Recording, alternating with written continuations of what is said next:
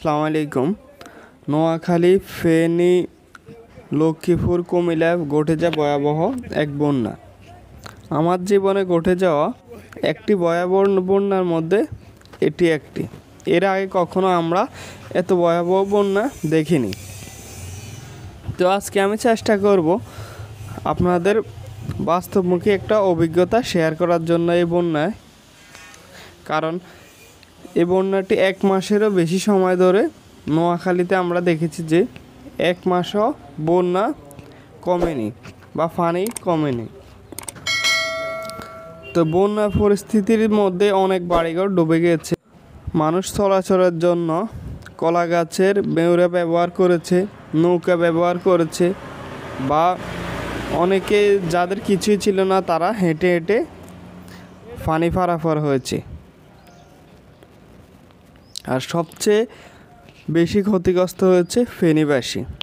সেখানে একতলা পরিমাণেরও বেশি পানি উঠে গিয়েছে, সব বাড়িঘরে ডুবে গিয়েছে এবং মহাসড়ক থেকে শুরু করে ছোটোখাটো রাস্তা সবগুলোই তলিয়ে গেছে। এর মধ্যে ক্ষতিগ্রস্ত বেশিরভাগ রাস্তায় ক্ষতিগ্রস্ত হয়েছে। রাস্তার পাশে গাছগুলো উপড়ে গেছে, রাস্তাঘাট ভেঙে গিয়েছে, অর্থাৎ চলাচলের প্রায় এখন বন্যার পানি যখন কমে এসেছে চলাচলের প্রায় অসুবিধা হচ্ছে। আর এখনও আমি দেখেছি যে 1 মাসেরও বেশি সময় পরও কিছু কিছু এলাকায় নৌকা দিয়ে আমাদের নোয়াখালীতে এখনও চলাচল করতে হচ্ছে। তো সবচেয়ে আনন্দদায়ক বিষয় হচ্ছে এই বন্যা পরিস্থিতিতে ছোট থেকে বড় সকলেই এগিয়ে এসেছে। আমি দেখি যে ঢাকা বিশ্ববিদ্যালয় ছোট থেকে বড় সবাই এসেছে যাদের জমানো অর্থ বন্যার্থদের মাঝে ত্রাণ বিতরণ করে দেওয়ার জন্য। আসলে তাদেরকে ধন্যবাদ জানানোর ভাষা আমাদের নেই। তারা যে অক্লান্ত পরিশ্রম করে বন্যার্থদের মাঝে ত্রাণ বিতরণ করেছে, এত দূর দূরান্ত থেকে এসেছে এবং নিঃস্বার্থভাবে। বাংলাদেশে প্রথম আমরা দেখেছি যে কোনো প্রাকৃতিক দুর্যোগের সময় সবাই এত নিঃস্বার্থভাবে এগিয়ে এসেছে, এর আগে আমরা কখনো দেখিনি। দেখেছি যে যারা ঢাকা শহরের বড় ফ্ল্যাটে থাকতো তারা এই বন্যা পরিস্থিতিতে এসে ময়লা পানিতে নেমে তারা নিঃস্বার্থভাবে ত্রাণ বিতরণ করছে। এবং তাদের পাশাপাশি আমাদের যেসব এলাকায় উঁচু ছিল, অর্থাৎ যারা সচ্ছল ছিল, তারাও বন্যার্থদের মাঝে ত্রাণ বিতরণ করেছে। যেমন দেখতে পাচ্ছেন যে এলাকাবাসীরা যখন কিছুদিন নিতে পারছে না তখন ভ্যানে, নৌকায় সব কিছুতে করে ত্রাণ বিতরণ করার চেষ্টা করেছে। অর্থাৎ যাদের ঘর বাড়ি ডুবে গেছে তাদেরকে অন্তত কিছুটা হলেও সহযোগিতা করার চেষ্টা করেছে। তবে বন্যা পরিস্থিতিতে মানুষ সবচেয়ে ভয়াবহ অবস্থা পড়েছে বিদ্যুতের কারণে। কারণ বিদ্যুতের বেশিরভাগ খুঁটি ভেঙে গিয়েছে অথবা বন্যার কারণে লাইন বিচ্ছিন্ন হয়ে গেছে। তখন আর লাইন সচল রাখার সম্ভব হয়নি। তবে আপনারা দেখতে পাচ্ছেন পল্লী বিদ্যুতের কর্মীরা তারা থেমে নেই। তারা এই বন্যার মাঝেও দেখতে পাচ্ছেন যে মোটরসাইকেল নিয়ে পানির মধ্যে নেমে গিয়েছে। তারপর ভিজে ভিজে তারা খুঁটির মধ্যে উঠে গিয়েছে, আমি দেখেছি। অর্থাৎ কোনো নিরাপত্তা ছাড়াই তারা মানুষের সাথে সার্ভিস দেওয়ার চেষ্টা করেছে। কারণ বিদ্যুতের কাজ করতে গেলে, পানির মধ্যে কাজ করতে গেলে জীবনের কোনো নিরাপত্তাই থাকে না। তারপরও তারা চেষ্টা করেছে লাইনগুলো সচল করার জন্য। তবে কিছু কিছু লাইন সচল করা সম্ভব হয়েছে, আবার কিছু কিছু এলাকা সম্ভব হয়নি। তারপর পানি কমে যাওয়ার সাথে সাথে সবগুলোই তারা সচল করে দিয়েছে। তো আপনারা দেখতে পাচ্ছেন যে নৌকা বা অন্যান্য কিছু না পাওয়াতে তারা কলা গাছের বেউরা বানিয়ে পল্লী বিদ্যুতের কাজ চালিয়ে গেছে।